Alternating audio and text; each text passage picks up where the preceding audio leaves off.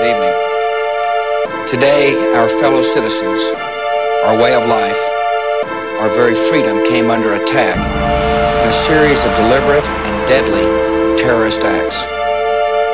The victims were in airplanes or in their offices, secretaries, businessmen and women, military and federal workers, moms and dads, friends and neighbors. Thousands of lives were suddenly ended by evil, despicable acts of terror. The pictures of airplanes flying into buildings, fires burning, huge structures collapsing, have filled us with disbelief, terrible sadness, and a quiet, unyielding anger. These acts of mass murder were intended to frighten our nation into chaos and retreat.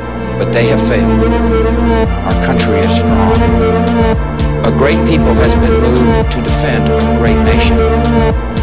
Terrorist attacks can shake the foundations of our biggest buildings, but they cannot touch the foundation of America. These acts shatter steel, but they cannot dent the steel of American resolve.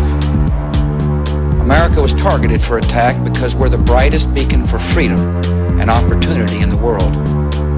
And no one will keep that light from shining. Today our nation saw evil, the very worst of human nature, and we responded with the best of America, with the daring of our rescue workers, with the caring for strangers and neighbors who came to give blood and help in any way they could. Immediately following the first attack, I implemented our government's emergency response plans. Our military is powerful, and it's prepared. Our emergency teams are working in New York City and Washington, D.C. to help with local rescue efforts. Our first priority is to get help to those who have been injured and to take every precaution to protect our citizens at home and around the world from further attacks. The functions of our government continue without interruption. Federal agencies in Washington, which had to be evacuated today, are reopening for essential personnel tonight and will be open for business tomorrow.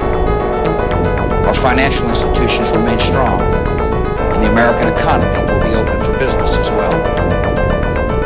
The search is underway for those who are behind these evil acts. I've directed the full resources of our intelligence and law enforcement communities to find those responsible and to bring them to justice. We will make no distinction between the terrorists who committed these acts and those who harbor them. I appreciate so very much the members of Congress who have joined me in strongly condemning these attacks.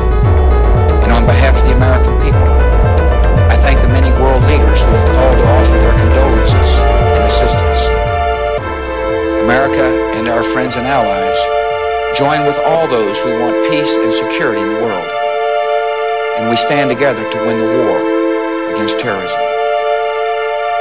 Tonight I ask for your prayers for all those who grieve, for the children whose worlds have been shattered, for all whose sense of safety and security has been threatened. And I pray they will be comforted by a power greater than any of us, spoken through the ages in Psalm 23. Even though I walk through the valley of the shadow of death, I fear no evil, for you are with me.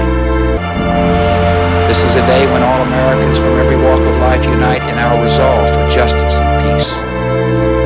America has stood down enemies before, and we will do so this time. None of us will ever forget this day, yet we go forward to defend freedom and all that is good and just in our world. Thank you. Good night, and God bless America.